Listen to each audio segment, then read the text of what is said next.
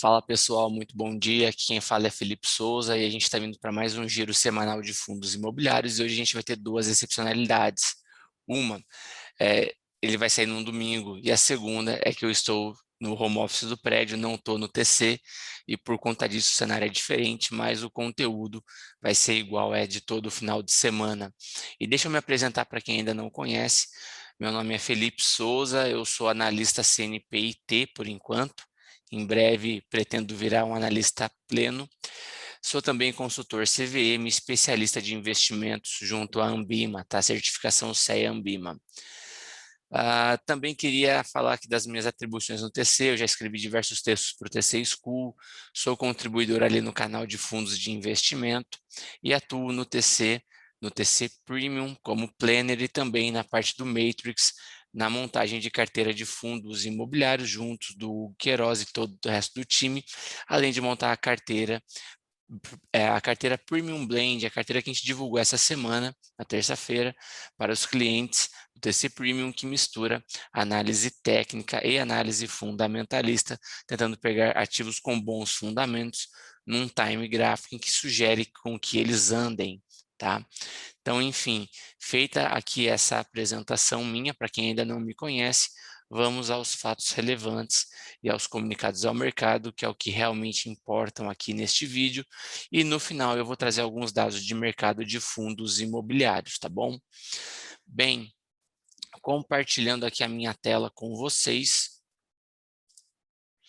a gente observa aqui, tá, pelo ABCP, a gente vai começar por esse fundo, tá, por este fato relevante. Esse fundo aí, ele está passando por uma questão tanto judicial quanto administrativa com relação a uma eventual cisão do fundo, uma consulta formal que foi feita para todos os cotistas. O fundo está tendo um problema de ordem tributária e eu vou explicar isso para vocês. Bem, o fundo, aqui ele comunica que no dia 1º de abril, tá, saiu o acórdão na Delegacia da Receita Federal de Julgamentos, que por unanimidade votou pela improcedência de todas as impugnações apresentadas pelo fundo, pela Rio Bravo e pelo cotista relevante, que aí no caso é a CCP. Tá? E aí mantém-se integralmente o montante de crédito tributário exigido no âmbito do auto de infração. Vou até deixar marcado aqui para quem quiser ver também isso daqui, tá? Depois dar uma pausa aqui no vídeo, tá, pessoal? Vocês trabalhem bastante aí com as pausas para ler algum trecho que talvez eu passe, porque o foco aqui não é ler o fato relevante em si, sim explicá-lo. Tá? E aí, o que vai acontecer? Não vai ter nenhum pagamento ainda de nenhum valor, só vai ser pago ao final do trâmite do processo administrativo e caso ele seja desfavorável ao fundo, ele vai ingressar com uma ação judicial a fim de reverter a decisão. Então, até o momento não foi pago nenhum valor. A todos os tributos devidos aí que a Receita Federal entendem que devem ser cobrados na ordem de uns 10%, e eles estão sendo aí cobrados. Vamos ver como que o fundo vai, de fato, se ele vai conseguir se eximir dessa obrigação ou não. Tá? O que gerou essa cobrança foi o desenquadramento do fundo, enquanto que foi cobrado, ele foi considerado aí pela participação, pelo tamanho da CCP dentro do fundo, ele foi desenquadrado e houve essa cobrança de imposto. Tá? Esse julgamento da Receita Federal foi referente ao processo de cobrança do imposto de renda de pessoa jurídica e a contribuição sobre o lucro líquido, tá? Sendo que os processos referentes aí à cobrança de PIS e COFINS e da multa por descumprimento de obrigações acessórias continuam pendentes de data de julgamento, até essa presente data. A própria Rio Bravo, ela mantém no site dela todas as informações referentes ao auto de infração. Quem quiser se aprofundar, se especializar aí nesse tema, quiser ler mais informações sobre, é só ir lá. Tá? Aqui eles fizeram um organograma mostrando em que fase eles estão, como que é o processo administrativo tributário. Aqui a gente vê que tem o auto de infração, a impugnação que foi apresentada pelo fundo, e aí foi para a Delegacia da Receita Federal de Julgamentos, que teve um resultado desfavorável ao contribuinte que impetrou um recurso voluntário para o CARF. Tá? Essa é a situação atual, que é do recurso voluntário, que vai ser destinado ao CARF, que é o Conselho Administrativo de Recursos Fiscais. tá? E aí, caso seja favorável ao contribuinte, haverá aí o cancelamento da cobrança. Caso seja desfavorável ao contribuinte, vai haver aí uma discussão judicial, eles vão judicializar o caso. Tá? Esse aí é o principal ponto.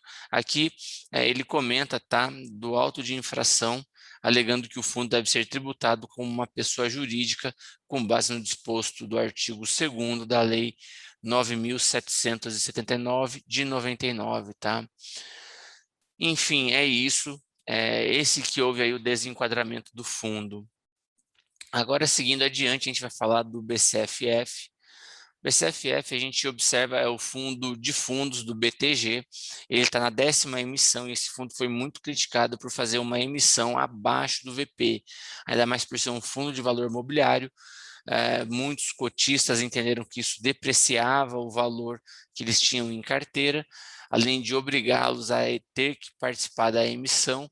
O mercado viu com maus olhos, né? Para quê? Para não ser diluído num preço que depois ficaria muito abaixo. O mercado viu isso com maus olhos, o fundo apanhou bastante no secundário e a emissão não está tendo sucesso até esse primeiro momento de exercício do direito de preferência, tá, pessoal? Aqui a gente observa que foram subscritas e integralizadas apenas 1.139.751 novas cotas, restando aí mais de 5 milhões de cotas para o período de sobras e montante adicional, sendo que o fator de proporção é de 4,77 aí nesse montante adicional para que as pessoas tenham direito aí às cotas, tá? É uma emissão que, de novo, até o presente momento não tem tido aí aquela expectativa que provavelmente a gestora tinha.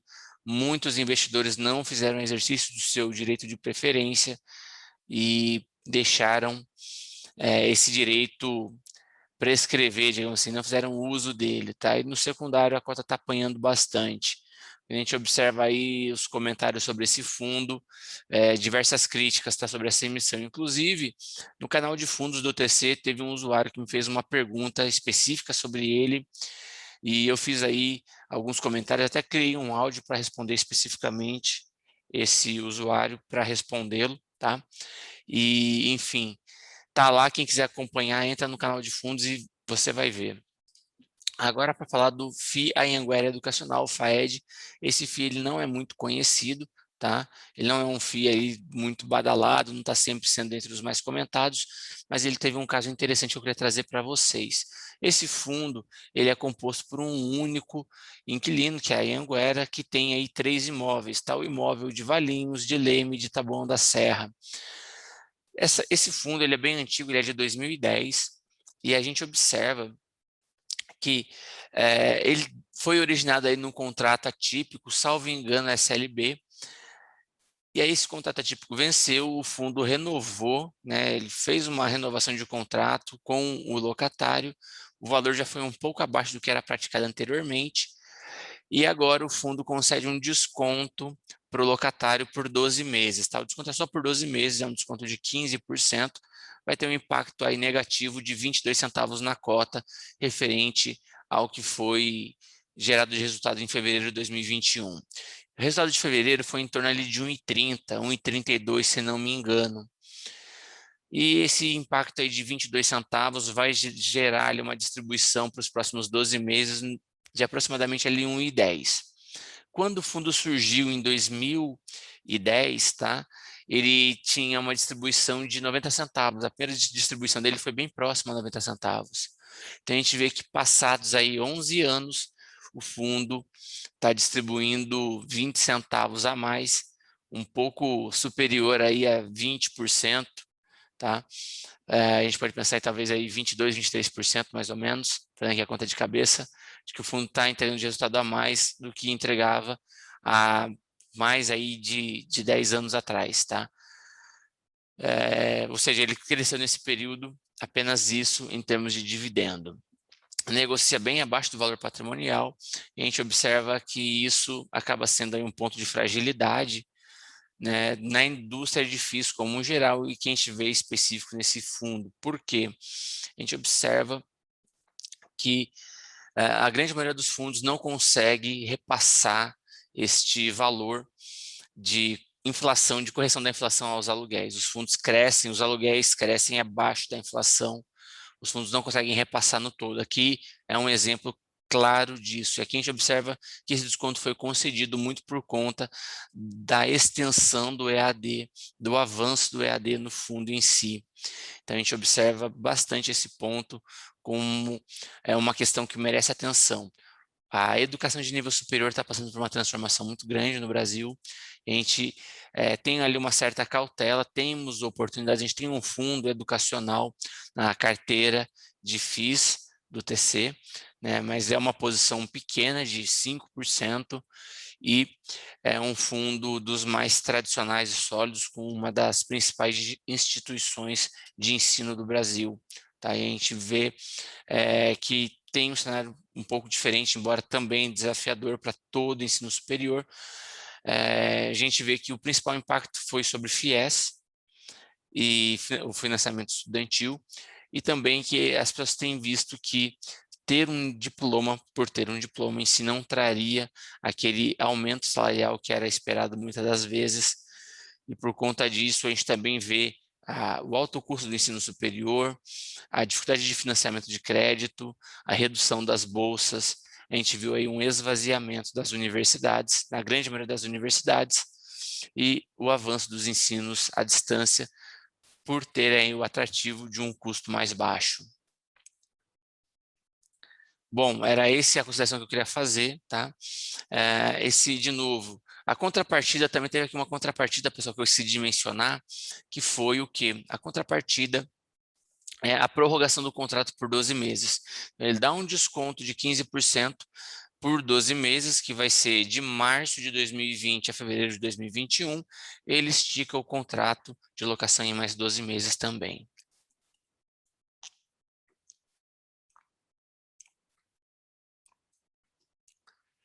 A gente viu algumas contrapartidas semelhantes nos fundos de laje que trocaram os indexadores, aí trocou IGPM por IPCA, e desde que houvesse aí uma extensão do contrato ou um aumento da multa, enfim, esse tipo de contrapartida acaba acontecendo nos contratos de fundos imobiliários, contratos de locação. O que mais me chama a atenção e por que eu quis mencionar esse fundo foi realmente por conta dos dividendos que não conseguem crescer ao longo da inflação. Eu tenho observado muito isso e esse é mais um exemplo que a gente observa.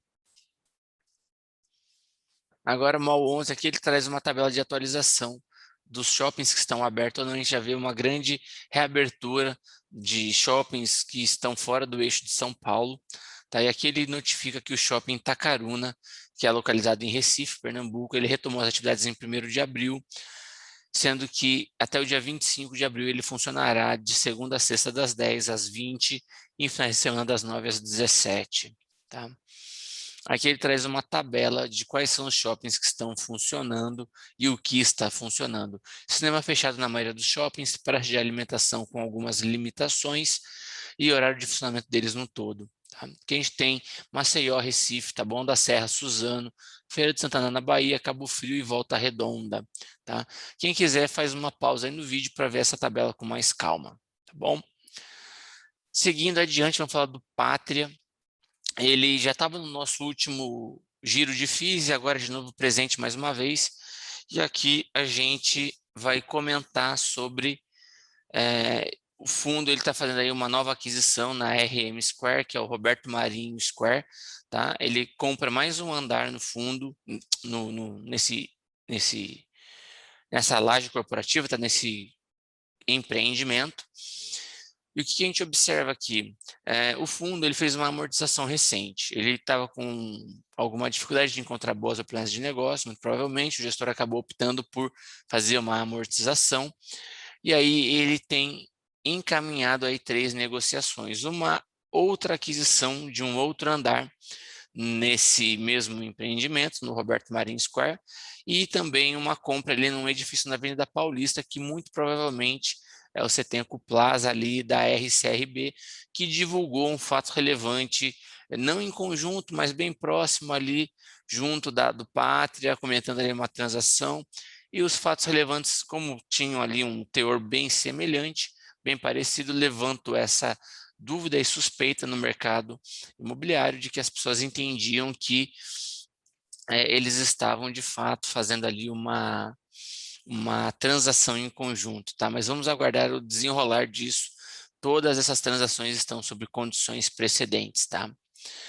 Aqui a gente observa tá, a aquisição de novo, mais um andar, a área boma dele é de 1.307,68 metros quadrados, é o edifício Roberto Marinho Square, o valor da aquisição é de quase 21 milhões de reais, o impacto positivo na cota vai ser de 2 centavos e o empreendimento está 100% locado, tá? O andar que eles vão comprar, tá? Esse andar do empreendimento está 100% locado, tá?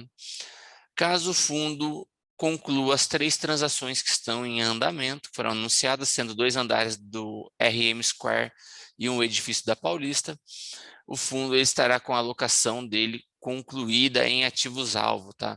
Distribuídos predominantemente entre imóveis e FIIs de lajes corporativas. E aqui a gente tem esse impacto de 2 centavos por cota que é mencionado. Vale mencionar que o fundo ele está comprando aí sempre imóveis locados, também essa aquisição da Paulista é de um imóvel que está locado também, tá? Outro fato que eu queria chamar a atenção de vocês, pessoal, é bem importante acompanhar todos os nossos giros semanais, acompanhá-los na íntegra, porque a gente sempre tem fatos relevantes que a gente sempre faz menção ao que já aconteceu nas semanas anteriores, tá? Então aí é interessante a gente acabar tendo este acompanhamento constante semanal do nosso giro aqui de fundos imobiliários.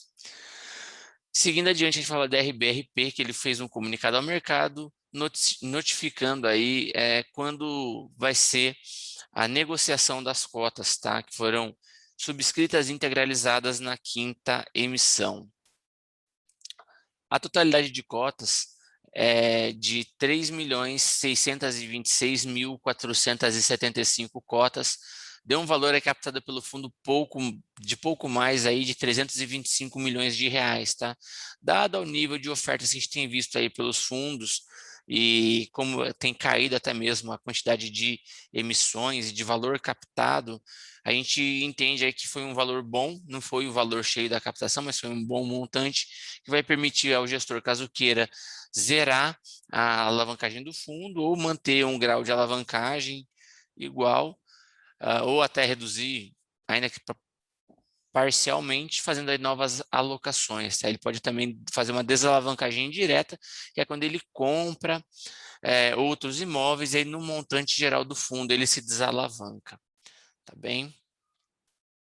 Aqui a gente tem também o valor das cotas, tá? O fundo ele vai passar a ser negociado no dia 15 de abril, e aqui é o valor de rendimento das cotas. Quem entrou nas emissões anteriores vai receber 50 centavos, quem entrou no período de preferência vai receber 7 centavos, quem entrou aqui no período de sobras vai receber 5 centavos, e quem entrou no período de oferta pública não vai levar nada. Só vai receber a partir de maio, tá? Abril não vai receber nada. E aqui para falar de RCRB,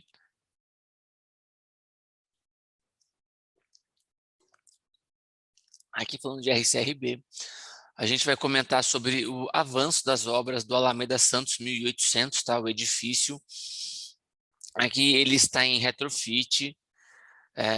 Esse edifício, a Alameda Santos vai ficar ali bem próximo da Paulista, para quem não conhece. É uma das travessas ali da Paulista.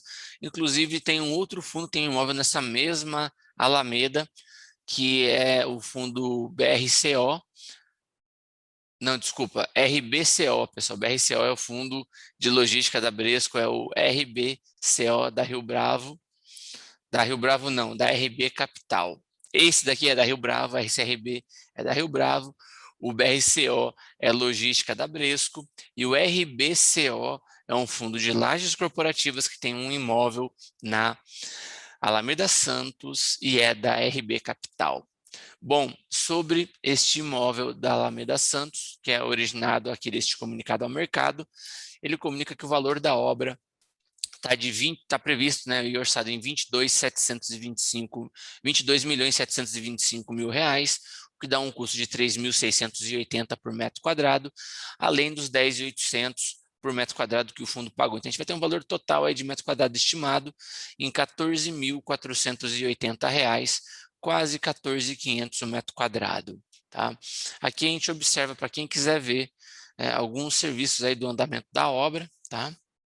Você pode aqui de novo fazer uma pausa e ver os tipos de serviço, que tem aqui o baseline, o que já foi realizado, azul é o baseline e em vermelho é o realizado.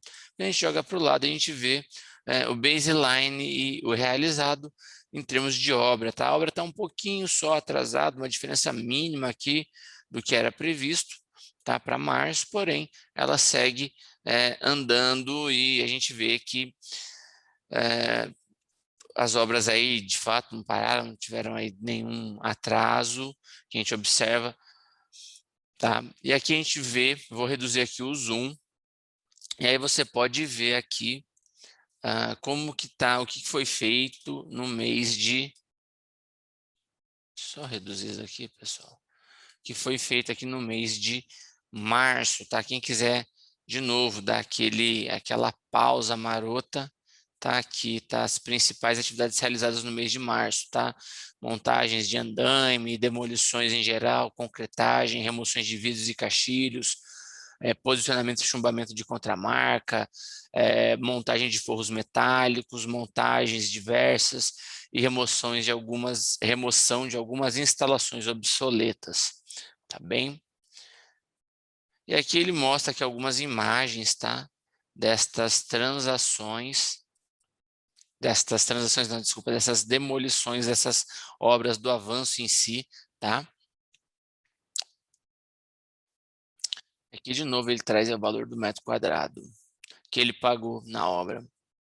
E aqui vai ser a principal vantagem competitiva que o edifício vai ganhar com o retrofit. Avançando aqui, falando do RECT 11, o Fundo de Renda Imobiliária da RECT, ele comunicou aí que ele efetivamente subscreveu e integralizou 1.205.501 novas cotas, que perfazem um montante de pouco mais de 102 milhões de reais. 102 milhões de reais e meio aí aproximadamente falando. Aqui a gente tem as datas de integralização e data de conversão e liberação para negociação das cotas, tá? Recibo 13 e recibo 14, eles têm datas de integralização distintos, porém, a data aí de negociação é a mesma, tá? 14 de abril. Aqui a gente vai pegar para falar sobre Vinci, o fundo de shopping o VISC 11, tá? O fundo de shoppings da Vinci. Aqui ele comunica a atualização de funcionamento dos shoppings e portfólio do fundo.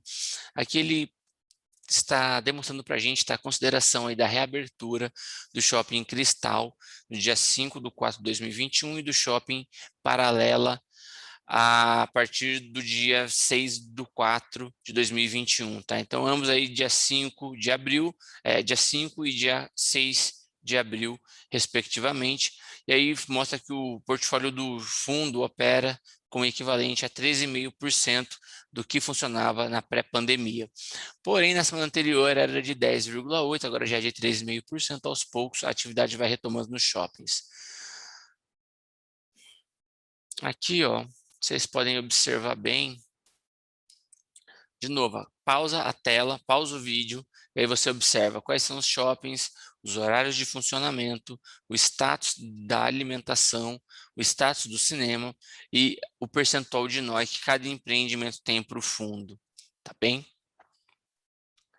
E agora, para fechar os nossos fatos relevantes, a gente vai falar do XPML, outro fundo de shoppings que emitiu um comunicado ao mercado, contando aí como que está aí o andamento e a reabertura dos shoppings. Vale mencionar que esse shopping aqui ele tem 65% de exposição do portfólio no estado de São Paulo e todos eles permanecem operando apenas com serviços essenciais. Em azul a gente pode ver aqui quais são os shoppings, tá? Caso de novo você queira fazer aí a leitura desses shoppings, você consegue ver aí quais são cada um deles no fato relevante.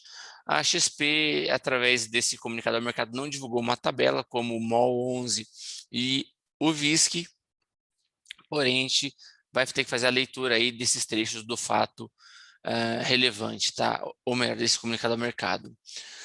Já o Natal Shopping, tá na capital do Rio Grande do Norte, ele teve retomada as suas atividades no dia 5 de abril, o Shopping Bela Vista de Salvador retomou no dia 6 de abril, o Downtown, no Rio de Janeiro, retomou as atividades no dia 9 de abril, que foi o dia de emissão desse comunicado ao mercado, que foi sexta-feira.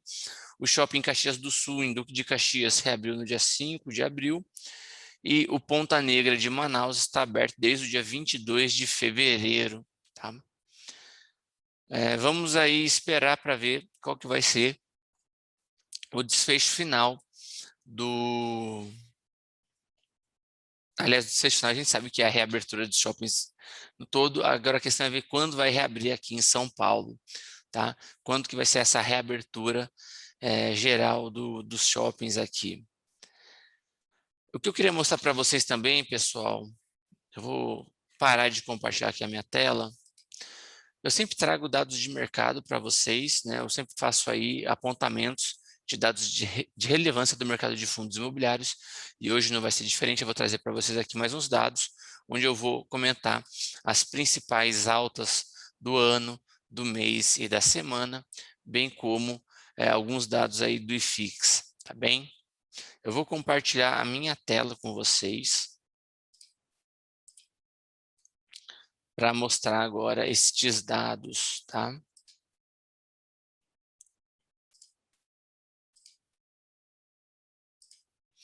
Aqui a gente pode ver o IFIX, tá? Na semana ele tem uma queda de 0,03%, no mês é uma queda de 0,09% e no ano é uma queda de 0,73%, tá? Está bem próximo à estabilidade, vamos acompanhar, acredito muito nessa redução de emissões possa voltar a fazer valor e destravar valor no mercado secundário, fazer com que o fundo ande. A gente também vai observar bastante as reuniões do Copom, a elevação da taxa de juros, isso vai impactar diretamente nos fundos imobiliários, bem como na renda variável como um todo, mas nos FIIs também, tá certo? E eu também queria fazer aí alguns apontamentos para vocês com relação às maiores altas da semana. A gente tem CAFOF, BRCR, Iridium, BBF11B e TIGAR. Tá? Essa variação de alta semanal varia de 2,11 até 3,16. A gente observa a BRCR foi um fundo muito penalizado, agora começa a retomar um pouco a retomada aí dele, tá? Ele apanhou muito nas últimas semanas e agora apresenta aí uma ligeira alta nessa semana. Vamos ver se o fundo começa aí a retomar, a operar mais próximo do valor patrimonial, talvez se ele engata aí uma alta. Iridium, queridinho do mercado de FIIs. BBF11B, fundo de lajes aí também apresentando uma boa alta, tanto na semana, no mês e no ano. E TIGAR, fundo de desenvolvimento, está em emissão, também aí apresentando uma alta essa semana. Bem, pessoal, agora comentando aí das maiores altas do mês, a gente tem Iridium 11 na primeira posição, tá com 4,45%. Quando eu falei que ele era um queridinho do mercado, ele é um queridinho com razão, porque a equipe de gestão faz um excelente trabalho, ele entrega retorno e valor ao cotista, tá? Tanto em valorização de cotas, quanto também na parte ali de dividendos entregues, né, os rendimentos entregues por ele, um bom rendimento acima da média de mercado, tá? Quando eu digo bom, eu digo acima da média do mercado. Depois a gente tem o MOL 11 na segunda posição da segunda posição da maior alta do mês, com 3,14%. Fundo de shoppings aí que não tem um foco na região de São Paulo, ele tem empreendimentos no estado de São Paulo, mas o foco não é São Paulo. E como a gente vê que em outros estados a reabertura de shoppings está mais avançada do que no estado de São Paulo, a gente vê esse fundo se valorizando atualmente. A gente tem BRCR, estava nas maiores altas da semana, também está nas maiores altas do mês, o fundo apanhou muito, o fundo de lajes apanhou bastante, e agora dá a entender que vai iniciar aí uma trajetória altista, tá? Pode retomar aí uma valorização de suas cotas, é um fundo que foi bem amassado pelo mercado secundário e agora pode representar aí alguma oportunidade. Eu já escrevi um Trade Idea sobre ele, quem se interessar, clica lá no meu perfil, vai nas Trade Ideas que eu já escrevi, eu já escrevi também sobre ele. Pode ser interessante aí, caso alguém queira ver aí o meu ponto de vista sobre ele. Lembrando que Trade Ideas nunca é uma recomendação de investimento, é aquilo que a gente faz, seja com o nosso dinheiro ou aquilo que a gente faz com uma finalidade educacional do que a gente está vendo no mercado, que é compartilhar ali uma discussão sobre tese de investimento ou o que for, tá certo? Fique aí à vontade para participar, interagir e também escrever suas trade ideas sobre fundos imobiliários. Na quarta posição a gente tem CAFOF com 2,72% de alta no mês, é um FOF da Quineia, e depois na quinta posição, a gente tem REC-R, fundo aí de recebíveis da REC. Tá? Essas são as 5 maiores altas do mês. Agora, as maiores altas do ano, a gente tem BBF11B, Iridium, HCTR, VGIR e HGCR. São 5 fundos de recebíveis e um fundo de laje. Mais uma vez, fundos de recebíveis performando muito bem no mercado imobiliário, igual já tínhamos visto no ano passado. Agora, sobre as maiores quedas da semana, a gente tem a RCRB com 4,65%, TORD, SARI11, ABCP e VGIP. Tá? A gente tem aqui a BCP, é o fundo de shoppings, que a gente comentou no nosso primeiro fato relevante. SARI é um híbrido do Santander. Ele tem híbrido no sentido de que ele tem fundos de tijolo, mas ele não tem só lajes corporativas, tá? Ele tem aí uma liberdade para comprar o que ele quiser sendo de tijolo, tá bom? TORD é um fundo aí ele tem o fundo aí da Tordesilhas, tá? Ele tem aí alguns, é um fundo de CRIs, tá? É um fundo de CRIs, é um fundo de valores imobiliários, ele tem uma boa taxa média, quando você olha a composição da carteira, ele tem uma taxa que ele acaba conseguindo, através dessa taxa média alta, ali na casa dos 10%, pagando aí, entregando um bom retorno ao cotista. É um fundo novo, porém teve um desempenho muito forte no início e caiu aí no gosto dos investidores, tá? É um fundo que tem pago excelente yield. Aqui a gente tem a RCRB, também que mencionamos hoje, ele tem essa questão do retrofit do Alameda Santos, está fazendo aí algumas vendas, outras aquisições, né? É um fundo aí bem presente no nosso giro aí de FIIs, né? Nosso giro semanal de fundos imobiliários. Quando a gente pega para ver agora as maiores quedas do mês, a gente tem VGIP, TEP, Fundo de Lajes, RCRB, Bari 11 e LVBI. Bari 11 ele teve aí ele saiu de emissão e aí o pessoal fez aquela tradicional flipagem, colocar o dinheiro da cota no bolso. LVBI, fundo aí de logística da VBI, está aí tentando alocar o restante dos recursos da última emissão.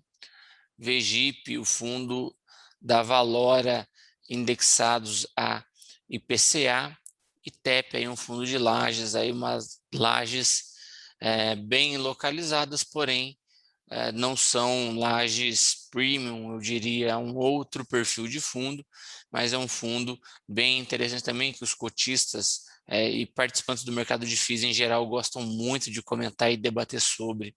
Muitos FOFs compram esse fundo na carteira, mas ele exige um estudo grande e um conhecimento bem aprofundado de mercado imobiliário para analisar esse tipo de laje, tá? Entendo que é uma laje que exige mais estudo, talvez o investidor iniciante possa se complicar, se confundir numa análise. As maiores altas do ano a gente tem, aliás, já falamos das maiores altas, as maiores quedas do ano. A gente tem HTMX com 15%, XPCM com 15,42%. Tanto XPCM quanto HTMX caem bem próximo, né, em termos percentuais. XPPR com 13,5% aproximadamente, GGRC, fundo de galpões logísticos e industriais, negociando aí abaixo de valor patrimonial, próximo aos R$ 120. Tá? Uma queda na semana, queda no mês, queda no ano, o fundo foi bem amassado. E fechando aí a quinta posição das maiores quedas do ano, a gente tem o ULG, caindo aí quase 1%. No mês caiu em torno de 1,10%. E no ano aí 11,37%, aí uma das maiores quedas.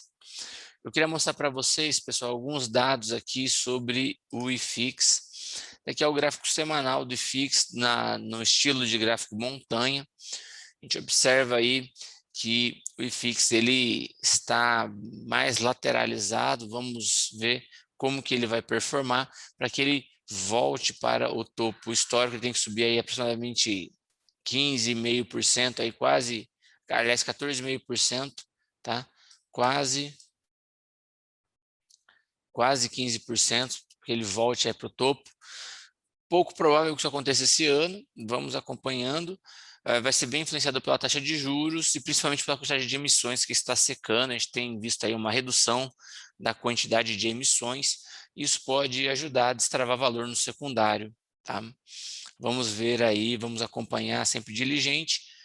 Quando a gente coloca no gráfico diário, a gente observa que num curto prazo, numa janela mais enxuta, né, que a gente pode observar, aqui já tirando o zoom todo do gráfico, a gente vê o movimento do IFIX ao longo do tempo, e agora, com ele mais próximo, a gente vê que realmente ele está aqui um pouquinho mais de lado, tem atuado nessa faixa já tem um bom tempo, nesse nível de preço. E vamos aguardar aí, tá? Redução de emissões e reunião do Copom agora no começo de maio. Vamos ver qual vai ser a taxa, a elevação da taxa e o controle da inflação. Eu gostaria muito de ver o IFIX negociando acima da abertura dele nesse ano, fechando no positivo. Ele teve aí 2016, 17, 18, 19 como anos muito bons para o IFIX. 2020 foi um ano ruim, aí uma queda de em torno de 10%. E esse ano opera negativo. Acho que seria bem interessante ele fechar positivo esse ano e eu acho que é bem possível que isso aconteça também.